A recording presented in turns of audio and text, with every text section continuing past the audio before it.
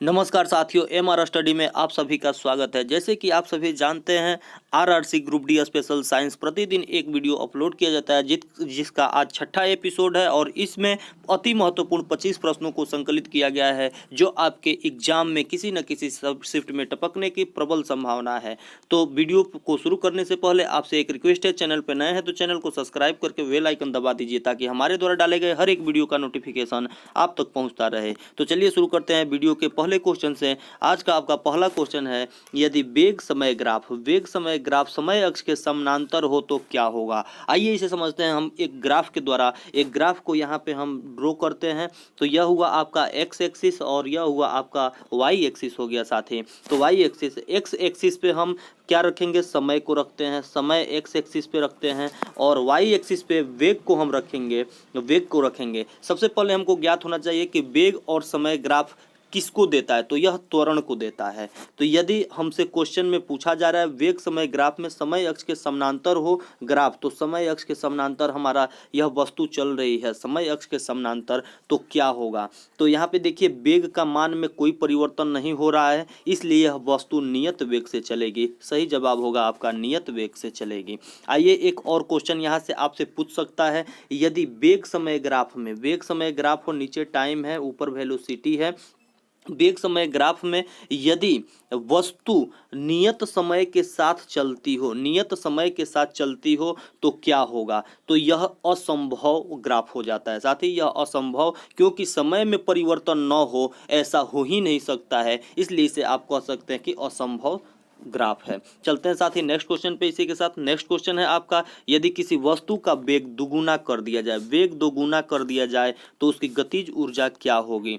साथी सबसे पहले जानेंगे हम कि काइनेटिक एनर्जी, गतिज ऊर्जा किसे कहा जाता है। तो काइनेटिक एनर्जी का फॉर्मूला हो जाता है हाफ एम वी स्क्वायर। यहाँ पे काइनेटिक एनर्जी दिया हुआ है, ये आपसे पूछ रहा है यहाँ वेलोसिटी यदि दोगुना कर दिया जाए तो यानी काइनेटिक एनर्जी नया क्या हो जाएगा, काइनेटिक एनर्जी नया आपको निकल जाएगा वी स्क्वायर को, ये तो कांस्टेंट रहेगा, हाफ एम तो क्या रहेगा, कांस्टेंट रहेगा हमेशा, और वी यहाँ पे जो है यही चेंज होगा, दुगुना किया जा रहा है तो क्या होगा साथी, वी स्क्वायर हो जाएगा, यानी 2 दूनी 4 भी हो जाएगा। अर्थात के नया कितना निकला, 4 भी निकला और यहाँ पे भी था, तो आपका सही जवाब हो जाएगा क्या, 4 गुना हो जाएगा। आपका कितना होगा, 4 गुना बढ़ जाएगा गतिज ऊर्जा। और कहा कि कितना गुना बढ़ा, तो 3 बढ़ा है। कितना बढ़ा साथी, 3 बढ़ा है और 4 गुना हो गया है। चलते हैं इसी के साथ नेक्स्ट क्वेश्चन पे। नेक्स्ट क्वेश्चन है, यांत्रिक ऊर्जा को विद्युत ऊर्जा में कौन परिवर्तित करता है। मोस्ट इंपोर्टेंट क्वेश्चन है,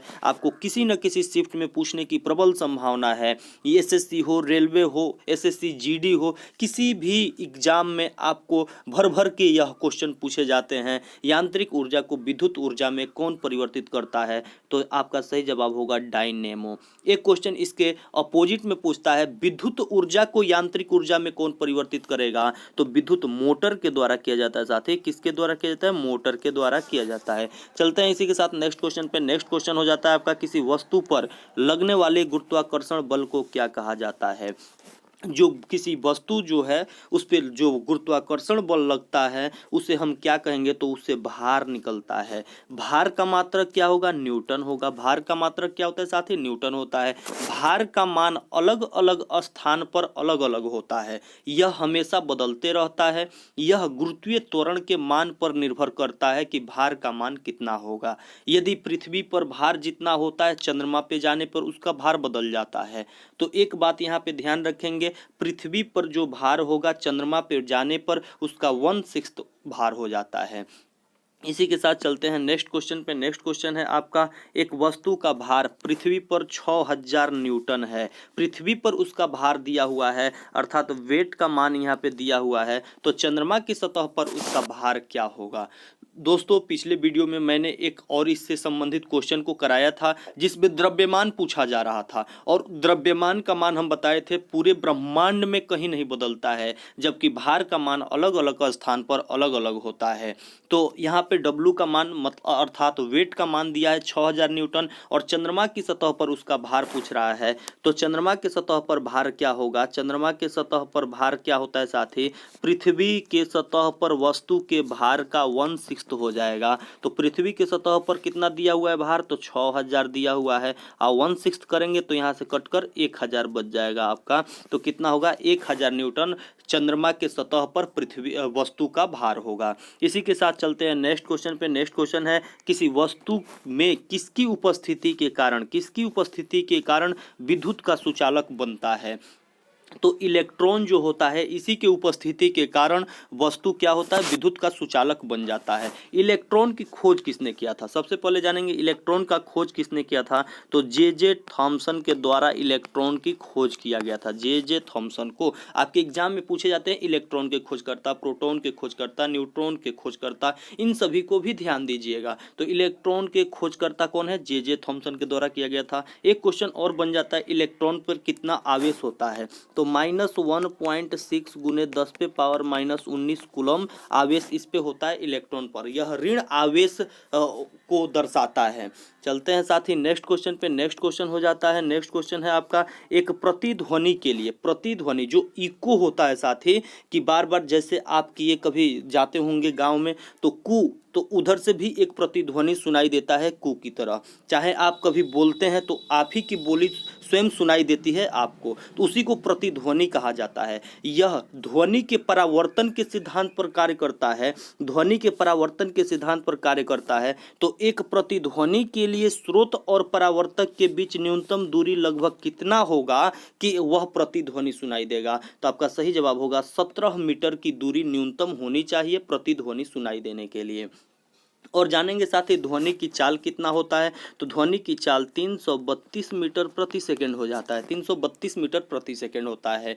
अच्छा, जानेंगे ध्वनि निर्वात में गमन कर सकती है या नहीं। तो ध्वनि निर्वात में गमन नहीं करती है, यह अनुदैर्घ्य तरंग है, यह सीधी गमन करती है। इसलिए अंतरिक्ष में कोई व्यक्ति आपस में बातचीत नहीं कर पाता है। चलते हैं साथ ही नेक्स्ट क्वेश्चन पे। नेक्स्ट क्वेश्चन हो जाता है आपका, वास्तविक रूप से पृथ्वी की धारिता कितनी होती है।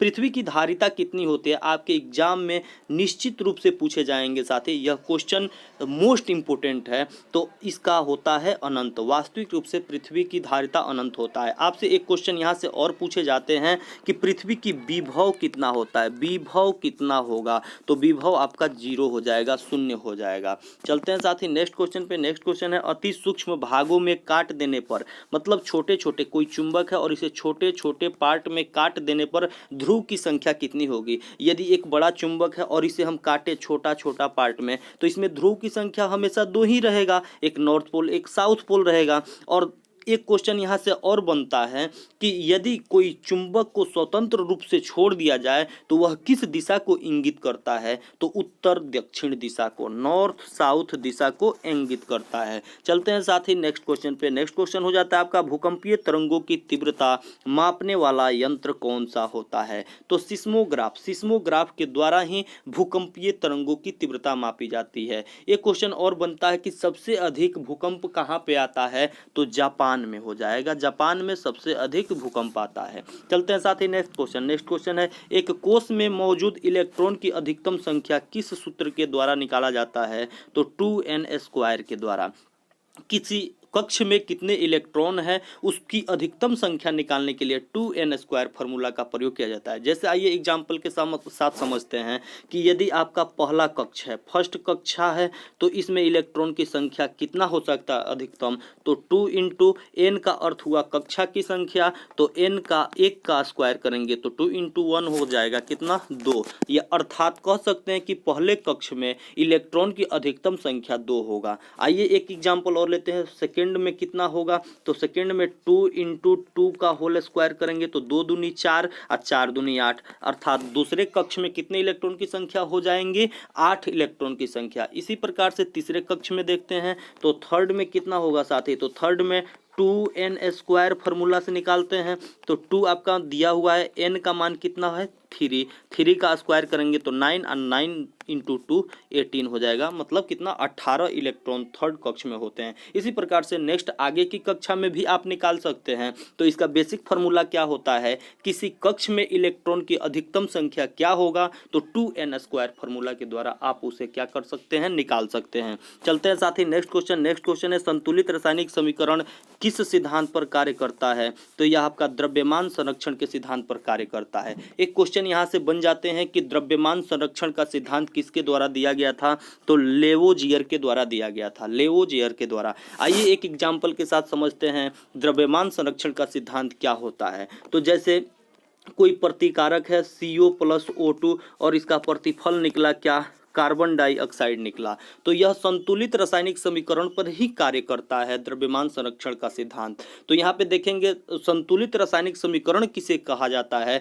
तो साथ ही इधर यदि एक कार्बन है तो यहाँ भी एक कार्बन होना चाहिए, यहाँ पे 2 ऑक्सीजन है तो यहाँ भी 2 ऑक्सीजन होना चाहिए, और यदि नहीं है तो उसे हम किसी भी प्रकार से बना सकते हैं, बनाने के बाद ही यह द्रव्यमान संरक्षण के सिद्धांत पर कार्य करेगा। तो जैसे कार्बन का परमाणु द्रव्यमान कितना होता है, 12 होता है, और यहाँ पे 2 ऑक्सीजन है, ऑक्सीजन की परमाणु द्रव्यमान 16 होता है। यहाँ पे कार्बन का कितना होगा, 12, और ऑक्सीजन 16 दूना 32 हो जाएगा। तो इधर देखेंगे 16 दूना 32 और 12 44 ग्राम यहाँ पे निकल गया, और यहाँ भी 32 12 44 ग्राम, अर्थात दोनों तरफ के परमाणु द्रव्यमान बराबर हैं, इसलिए यह द्रव्यमान संरक्षण के सिद्धांत पर कार्य कर रहा है, इस रूल को फॉलो कर रहा है। चलते हैं साथ ही नेक्स्ट क्वेश्चन हो जाता है आपका मैडम क्यूरी को किसकी खोज के लिए नोबेल पुरस्कार दिया गया था। तो मैडम क्यूरी जो थी उनको किसकी खोज के लिए नोबेल पुरस्कार दिया गया था, आपके एग्जाम में पूछे जाते हैं यह क्वेश्चन, तो आप इसे ध्यान दीजिएगा, रेडियम के खोज के लिए दिया गया था। दोस्तों हमारे इसी चैनल पर SSCGD स्पेशल स्टैटिक जीके,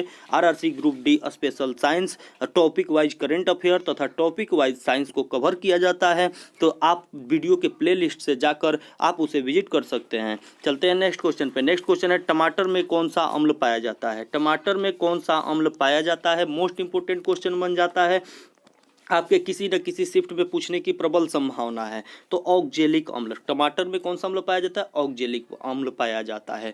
दोस्तों जानेंगे टमाटर को खाने से हमारे किडनी स्टोन होता है, हमारे पेट में किडनी स्टोन होता है, और किडनी स्टोन को कैल्शियम ऑक्जेलेट के नाम से जाना जाता है। किडनी स्टोन को किसे जाना जाता है, कैल्शियम ऑक्जेलेट कहा जाता है। चलते हैं साथ ही नेक्स्ट क्वेश्चन हो जाता है क्षारीय विलयन का पीएच मान कितना होता है। पीएच का क्या है, पीएच क्या है, आपसे क्वेश्चन पूछ सकता है साथी, पीएच क्या है। तो पीएच एक पैमाना है जो किसी विलयन की क्षारीयता तथा अम्लीयता के गुण को बताता है। पीएच क्या है, तो यह किसी विलयन की अम्लीयता तथा क्षारीयता को दर्शाता है। यदि पीएच मान की खोज किसने किया था, पीएच पैमाना की खोज किसने किया, तो सोरेनसन नामक वैज्ञानिक के द्वारा पीएच पैमाना की खोज किया गया था। साथ ही जानेंगे कि यदि पीएच पैमाना यहाँ 0 से यहाँ 7 हो जाएगा, यहाँ पे 14 हो जाएगा। यदि देखिए 7 से कम होगा तो विलयन का मान कितना होगा, अम्लीय होगा। 7 से कम होगा तो अम्लीय होगा, और 7 से अधिक होगा तो क्या होगा, क्षारीय होगा। तो यदि क्षारीय विलयन का पीएच मान कितना होता है, तो क्षार है तो 7 से अधिक होगा, 7 है यहाँ पे तो क्या होगा, 7 से अधिक होगा। एक बात और जानेंगे, क्षारीय विलयन लाल लिटमस पत्र को क्या कर देता है, नीला कर देता है, और अम्लीय नीला लिटमस पत्र को लाल कर देता है, और उदासीन विलयन का पीएच मान 7 होता है। चलते हैं साथ ही नेक्स्ट क्वेश्चन पे। नेक्स्ट क्वेश्चन हो जाता है आपका हाइड्रोजन समूह में कितने तत्व ठोस अवस्था में पाए जाते हैं। हाइड्रोजन जो समूह होता है उसमें कितने ठोस अवस्था में पाए जाते हैं, यह रेलवे का फेवरेट चैप्टर है, पीरियोडिक टेबल। इसे गहन अध्ययन करके जाइएगा साथ ही, कि आपके एग्जाम में एक भी क्वेश्चन यदि पीरियोडिक टेबल से पूछा जाता है तो छूटे नहीं। तो आइए जानते हैं हाइड्रोजन समूह में कितने तत्व होते हैं। तो सबसे पहले जानेंगे कि फ्लोरीन, क्लोरीन, ब्रोमीन, आयोडीन और एंटेस्टाइन, क्या होता है, फ्लोरीन, क्लोरीन, ब्रोमीन और इंटेस्टाइन, यह 5 तत्व जो हैं हाइड्रोजन समूह में पाए जाते हैं। जानेंगे फ्लोरीन और क्लोरीन दो गैस अवस्था में पाया जाता है। किस अवस्था में पाया जाता है, गैस अवस्था में। और ब्रोमीन अधातु होते हुए भी द्रव्य अवस्था में पाया जाता है। एक क्वेश्चन और आपसे पूछे जाते हैं, वह कौन ऐसा अधातु है जो कमरे के तापमान पर द्रव्य अवस्था में पाया जाता है, तो यहाँ पे अधातु पूछेगा तो ब्रोमीन हो जाएगा। एक क्वेश्चन पूछता है कौन ऐसा धातु है जो कमरे के तापमान पर द्रव्य अवस्था में पाया जाता है, तो आपका क्या हो जाता है, पारा हो जाता है। तो अब इसी के साथ बढ़ते हैं, देखते हैं आयोडीन और एंटेस्टाइन, यह दो ऐसे तत्व हैं जो ठोस अवस्था में पाए जाते हैं। किस में पाए जाते हैं, ठोस अवस्था में पाए जाते हैं। तो आपसे क्वेश्चन पूछा है हाइड्रोजन समूह में कितने तत्व ठोस अवस्था में पाए जाते हैं, तो 2 गो तत्व है। कौन कौन सा, आयोडीन और एंटेस्टाइन, यह 2 ही तत्व है जो कि ठोस अवस्था में पाए जाते हैं। चलते हैं नेक्स्ट क्वेश्चन पे। नेक्स्ट क्वेश्चन हो जाता है फास्फोरस की परमाणुकता कितनी होती है, तो फास्फोरस को P4 के द्वारा डिनोट किया जाता है, लिखा जाता है। तो इसकी परमाणुकता कितना हो जाएगा, 4 हो जाएगा। फास्फोरस, साथ ही आप देखे होंगे माचिस के डिब्बा जो होता है उस पे ही फास्फोरस लगा होता है, उसमें लाल फास्फोरस का प्रयोग किया जाता है। और माचिस के तिल्ली पर भी फास्फोरस का ही प्रयोग किया जाता है। चलते हैं साथ ही नेक्स्ट क्वेश्चन पे। नेक्स्ट क्वेश्चन है सोडियम सल्फेट का रासायनिक सूत्र क्या होता है, तो सोडियम सल्फेट का Na2SO4 हो जाता है। आपसे क्वेश्चन पूछे कैल्शियम ऑक्साइड का रासायनिक सूत्र क्या होगा, तो CaO। इसे अनबुझा चूना भी कहा जाता है, अर्थात बिना बुझा चूना कहा जाता है। इसमें जल को मिक्स कर दिया जाता है तो यह बुझा हुआ चूना के नाम से जाना जाता है। और बुझा हुआ चूना को कैल्शियम हाइड्रोक्साइड कहा जाता है, CaOH का होल 2 हो जाता है। चलते हैं साथ ही नेक्स्ट क्वेश्चन पे। नेक्स्ट क्वेश्चन हो जाता है आपका हीमेटोलॉजी में किसका अध्ययन किया जाता है। हीमेटोलॉजी में किसका अध्ययन किया जाता है, तो आपका सही जवाब होगा रक्त का अध्ययन किया जाता है। हिमेट का अर्थ होता है रक्त, हिमेट का क्या अर्थ होता है, रक्त होता है। और लॉजी का मतलब ही होता है अध्ययन करना, अध्ययन करना। तो हिमेटोलॉजी का मतलब क्या हो गया, रक्त का अध्ययन, रुधिर का अध्ययन ही हिमेटोलॉजी कहलाता है। जानेंगे साथ ही रक्त का पीएच मान कितना होता है, तो 7.4 रक्त का पीएच मान होता है।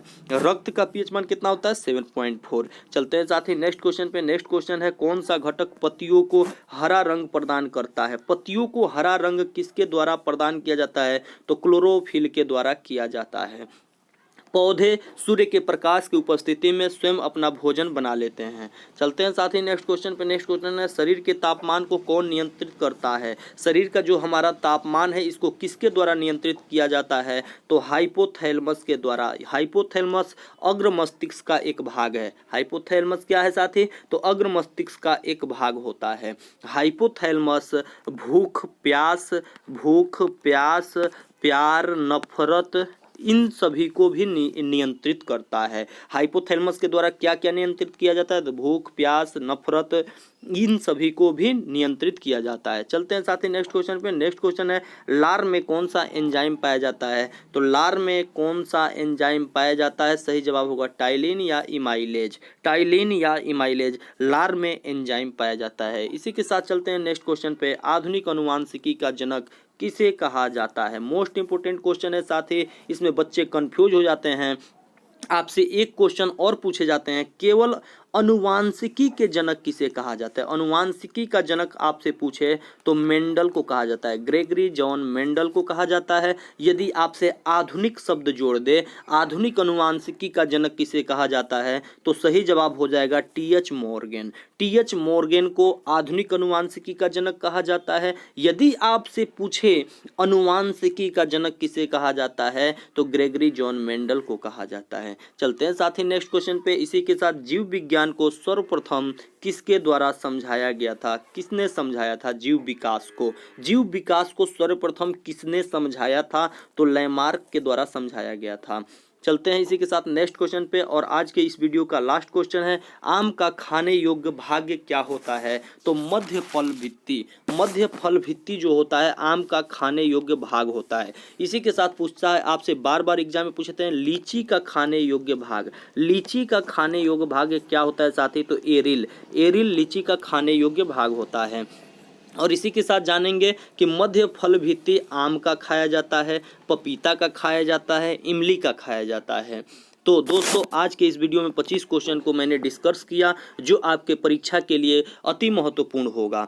तो दोस्तों हमारे इसी चैनल पे प्रतिदिन SSC GD special static GK, group D special science, topic wise current affair तथा टॉपिक वाइज साइंस कवर किया जाता है। आप सभी चैनल के प्लेलिस्ट में जाकर देख सकते हैं, जिसका लिंक वीडियो के डिस्क्रिप्शन में भी दे दिया गया है। इसी प्रकार के वीडियो देखने के लिए चैनल को सब्सक्राइब करके बेल आइकन को दबा दें, ताकि हमारे द्वारा डाले गए हर एक वीडियो का नोटिफिकेशन आप तक पहुंच सके। तो मिलते हैं फिर नेक्स्ट वीडियो में नेक्स्ट टॉपिक के साथ।